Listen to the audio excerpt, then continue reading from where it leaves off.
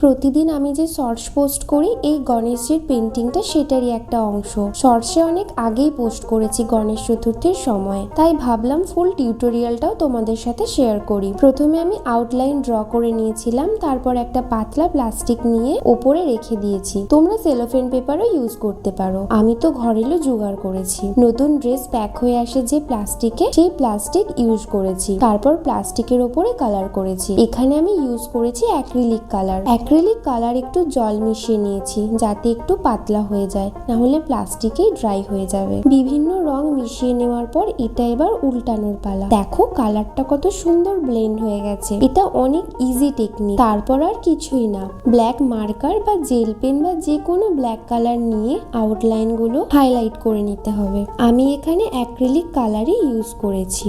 এটা হলো 40 ব্রাশ।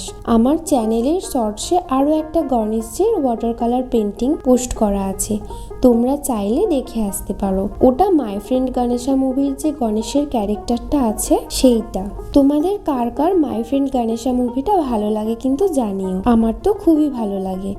আর একটাও গণেশজির মুভি আছে বাল গণেশ, ওটাও কিন্তু বেশ ভালো লাগে। আউটলাইন গুলো একটু ধীরে ধীরে ড্র করাটা ভালো যদি তোমরা এটা অ্যাক্রিলিক কালার দিয়ে করো। অ্যাক্রিলিক কালার দিয়ে আউটলাইন গুলো ড্র করলে ব্রাশের সাহায্যে তোমরা বিভিন্ন রকম স্ট্রোকও দিতে পারবে, কিন্তু মার্কার বা জেল পেন যদি ব্যবহার করো সেক্ষেত্রে কিন্তু এত সুন্দরভাবে স্ট্রোক গুলো দিতে পারবে না।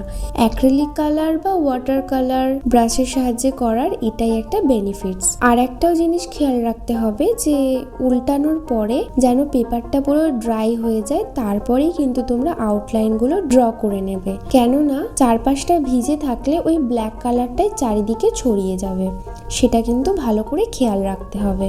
দেখো গল্প করতে করতে তো পেন্টিংটাও কমপ্লিট হয়ে গেল। তোমাদের কেমন লেগেছে আমার এই গণেশজির পেন্টিংটা তোমরা কিন্তু জানিও। আর তোমাদের এই বোনের ভিডিও যদি ভালো লেগে থাকে তাহলে প্লিজ একটু সাবস্ক্রাইব করে দিও।